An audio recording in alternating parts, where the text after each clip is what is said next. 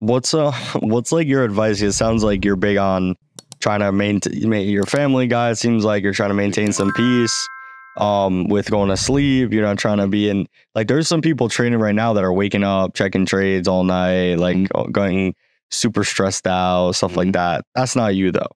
No. To a certain extent. I guess it's unavoidable right? At some point. It's unavoidable because, money's always on the line. Yeah. Money is always going to draw out a certain emotion in you. I mean, you're not a total robot. The way you kind of balance that out is just with your consistency, with your confidence. If you take the same setup week after week, okay, you kind of know, even if it does go against you, okay, it's only going to hit me for my 10 pips, so it's only going to hit me for my 15, So you kind of build some peace in the repetition, so to say. If you trade the same strategy over and over, you get to you kind of expect what can go wrong and what can go right. Why is it so hard for people to develop this mind state? That mind state of like your strategy, your strategy, your mind is calloused, you're aware of the outcomes, you're setting parameters. Why do you think it's so hard for people to develop this? I don't know. I mean, the markets it took you a while too. It took me a while. Yeah. Because the markets are like a different beast. Forex in particular, because it's 24 hours. You see what I'm saying? So if you don't want to sleep, you don't have to. Right? You can be up at all hours of the night trying to, money is always on the table. And like I said, money naturally is going to bring out certain emotions in you. It's up to you to keep those emotions in check. And that's better, and that's easier said than done, Yeah, and I think this also relates to like this country. In this country, there's endless pleasure, right? There's endless opportunity as well. But if you don't set parameters for yourself, right? If you don't set these boundaries, you could end up spiraling into a bad situation in America, right? Right. You could end up at the bottom of America, and that's not a pleasant place to be. Not at all. For sure. So I feel like what you're speaking on, like this market, Forex, has a lot of opportunity for people, but at the same time, it's not easy in the sense that it's always accessible. Right. It's always available. It's tempting. The temptation is crazy. Like like I said, the opportunity, like the scalability is crazy. So yeah, I think it relates to this country, to America. And I think the people that ultimately set those parameters can take advantage of this opportunity tremendously.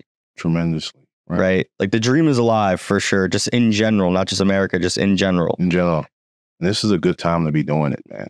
And if you if you don't have those parameters set in place, it can bring out kind of the gambler's psyche, let me get a quick hit. Like, because it's, placing those trades, it gives you like an adrenaline rush, right? Especially when they go your way, because as human beings, we're naturally programmed to, we like to be right.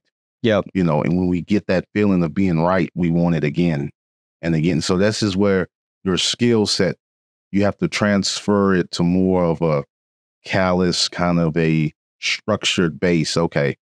This isn't me making this money. This is my strategy making this money. You kind of transfer it, you don't make it personal.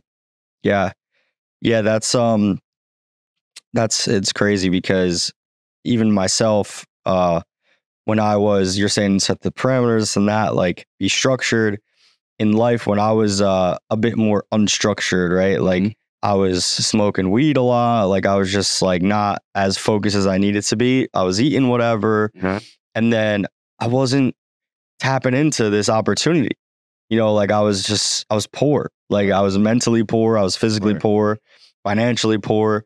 And then as I shifted and set these parameters and had a more structured approach to how I was developing my character, my mind state, that's when I became rich, right? Like financially, like spiritually, mentally, everything, physically.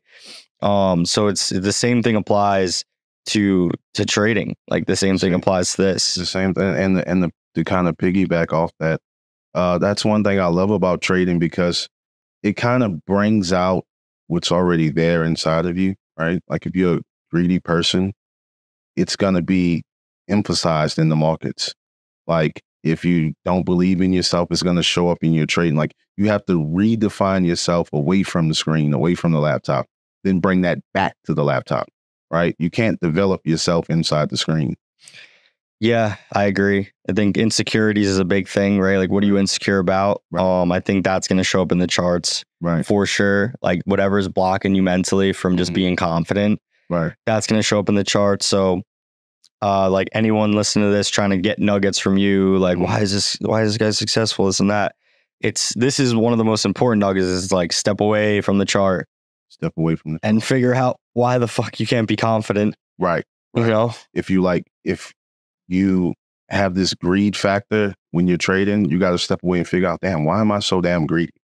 Like usually like when I had times when I was battling greed heavy, it was because I wasn't confident if I was ever going to be able to really make money trading, right? So when I would trade and make a little money, I would add on more trades, and then it would go against me. Like, so I had to take a step away and say, okay, the reason I'm greedy is because I'm not good enough, right? I don't think I can make money consistently. So when I do make money, I want to take all I can, and then it goes against me, right? So you got to take a step away, figure out like, okay, what's hindering me? Let me fix that, then go back to the screen.